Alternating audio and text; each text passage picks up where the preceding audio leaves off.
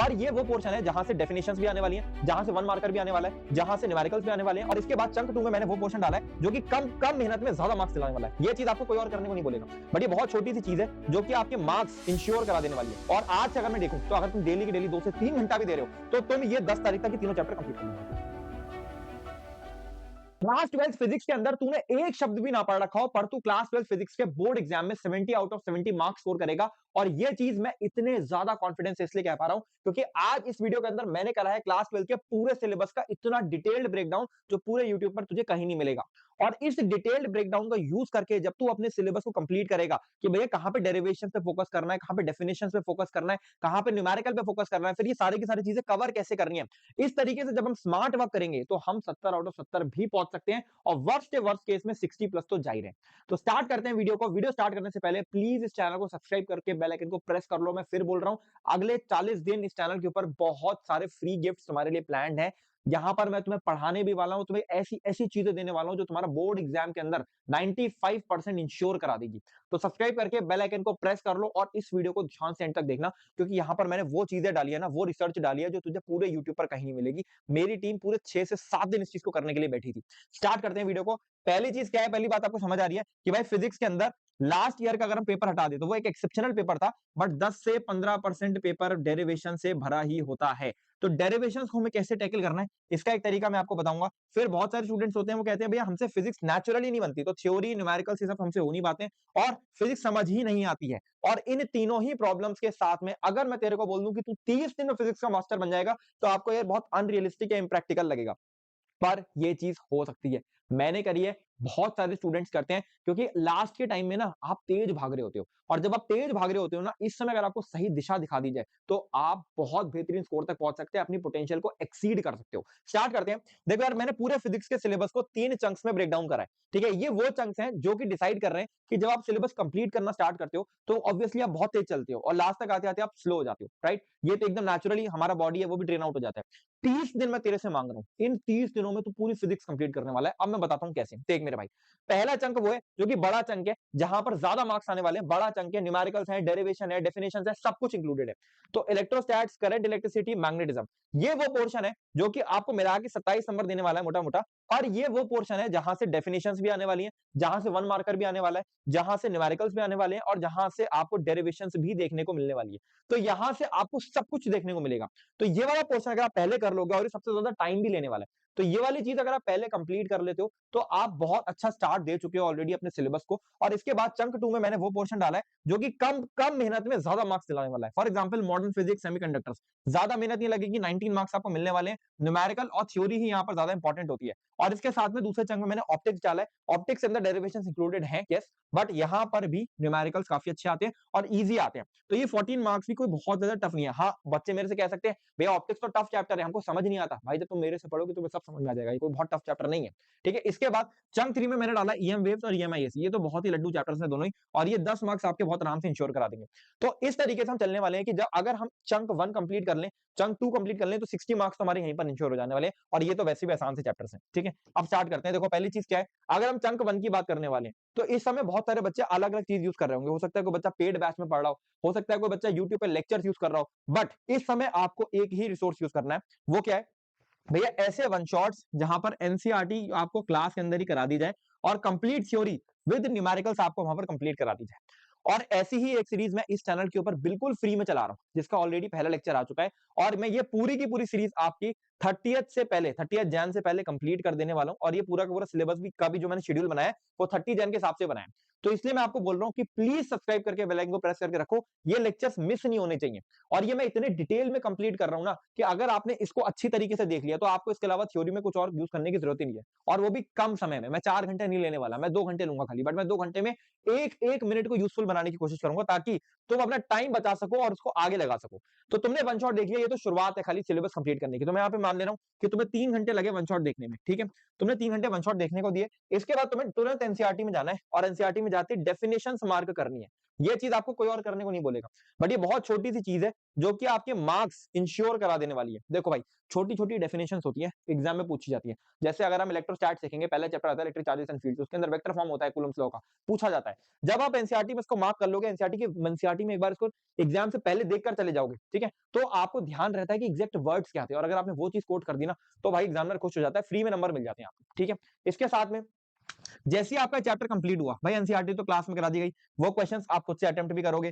फिर आपको क्या करना है, आपको ना जैसे ही ये चीज कंप्लीट हो जाए, आपको तुरंत एक फार्मूला शीट रेडी करनी है। ये फार्मूला शीट जैसे ही वन शॉट खत्म होगा आपका तैयार होनी चाहिए। क्यों? क्योंकि ये न्यूमेरिकल प्रैक्टिस में काम आएगी। भाई न्यूमेरिकल्स जो क्लास 12 बोर्ड के आते हैं, फार्मूला बेस्ड ही आते हैं, तो बहुत ज्यादा दिमाग नहीं चलाना होता है। तो अगर आपकी फार्मूला शीट रेडी है, ठीक है, और उसके अंदर हर एक फार्मूला के आगे लिखा हुआ है कि भैया ये जो टर्म है ये किस चीज के लिए यूज हो रहा है। फॉर एग्जाम्पल अगर मैंने इस तरीके से फार्मूला शीट लिख दिया, ठीक है, इस तरीके से लिख दिया फार्मूला शीट में, तो ये सही नहीं है। मेरे को लिखना पड़ेगा कि भैया के की क्या वैल्यू है, क्यू का मतलब क्या है, आर का मतलब क्या है, और ये चाहे आप इसमें सिंपली मार्क करके भी लिख सकते हो। ये चीज जब आप खुद से करोगे ना, आपको मुश्किल से आधे घंटे का टाइम लगेगा, बट सारे फॉर्मुला दिमाग में बैठ जाएंगे।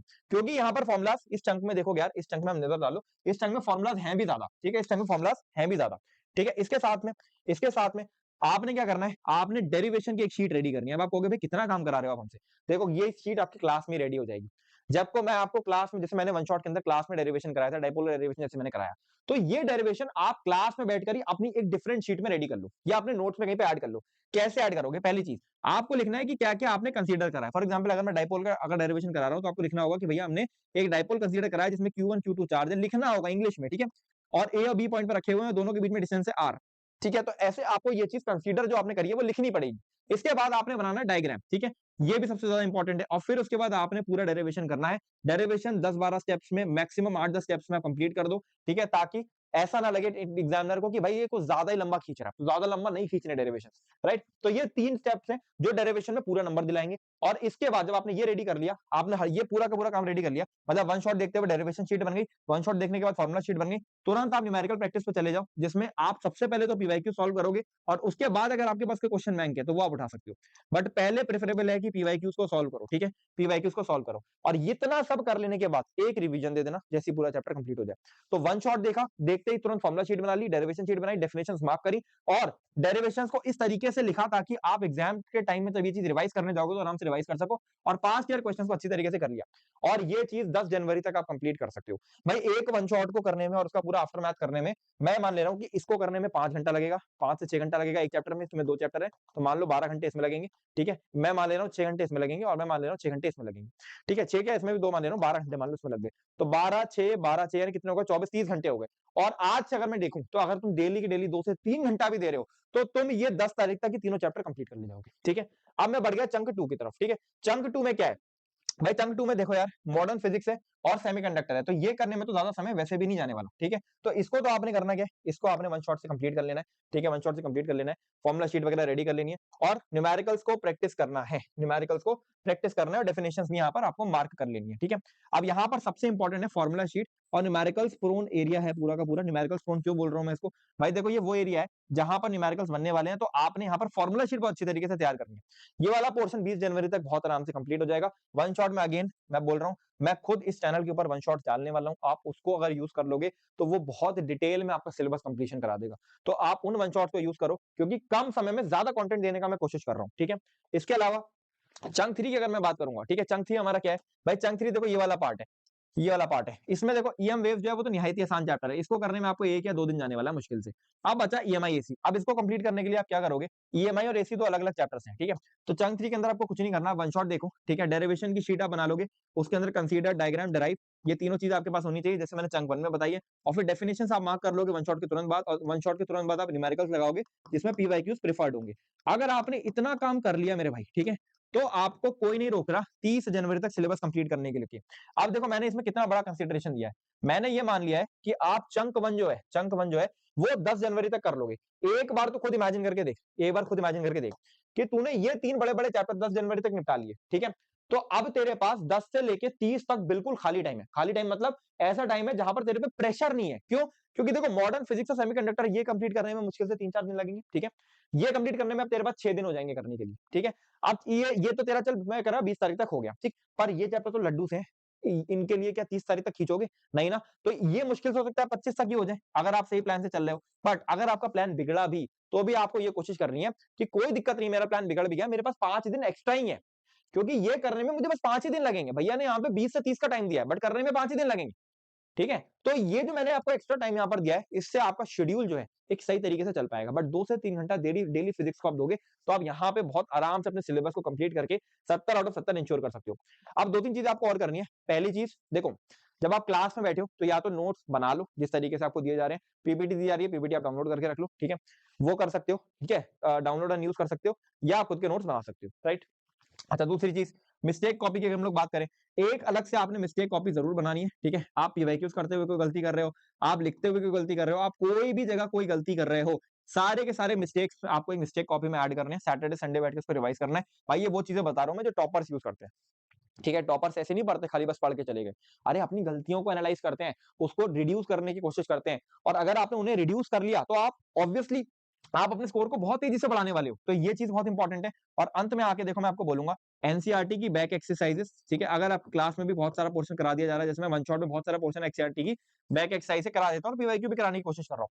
तो एनसीईआरटी और पीवाईक्यू तो आपको करना ही है, फिर क्वेश्चन बैंक इसके बाद आपको छूना है। पहले ये प्रायोरिटी में रखो ताकि आप एक बेसिक तैयार हो जाए, एक बेसिक लेवल पर आप रेडी हो जाओ, ठीक है? तो ये चीज बहुत इंपॉर्टेंट है। और इसके साथ में अगर आपने तीनों चीजें कर ली तो आप 70 आउट ऑफ 70 स्कोर कर ही रहे हो। और बहुत सारे बच्चे मेरे से केमिस्ट्री के लिए भी सारी की सारी चीजें पूछना चाह रहे होंगे। भाई मैं आपको एक चीज बताने वाला हूँ, केमिस्ट्री को लेके मैंने इस चैनल के ऊपर बहुत सारे गिफ्ट्स आपके लिए प्लान करें। इस गिफ्ट्स में बहुत सारी चीजें ऐसी हैं जिसको यूज करके आपको मैं 70 आउट ऑफ 70 केमिस्ट्री में भी दिला दूंगा। और उसके लिए आपको सब्सक्राइब करके रखना होगा। और ये सारी की सारी चीजें जो मैंने आपको फिजिक्स में आज बताई है ना, ये प्लीज फॉलो करना, ठीक है? आप मेरे लेक्चर यूज करो, कोई दिक्कत नहीं है, मैं कम समय में कंटेंट पढ़ा रहा हूँ, और भी बहुत सारे टीचर्स के लेक्चर है, पर यहाँ पर जो मैंने आपको प्लान दिया है, अगर आप इसको फॉलो कर लेते हो तो 70 में से 70 फिजिक्स में आ जाएंगे। और ये अगर आपके आ गए ना, तो आपको केमिस्ट्री मैथ तो वैसे भी लड्डू आता है यार, ठीक है? मैं मान ले रहा हूँ केमिस्ट्री तो बहुत ही लड्डू आता है, मैथ चलो फिर भी टफ होता है, बट डर तो फिजिक्स का ही रहता है ना। अगर आपने सबसे बड़ा हाथी मार दिया तो छोटे मोटे हाथी मारने में समय नहीं लगेगा, ठीक है? चलो, दिस इज ऑल। अच्छे से पढ़ाई करो। संगल जौहरी साइनिंग ऑफ।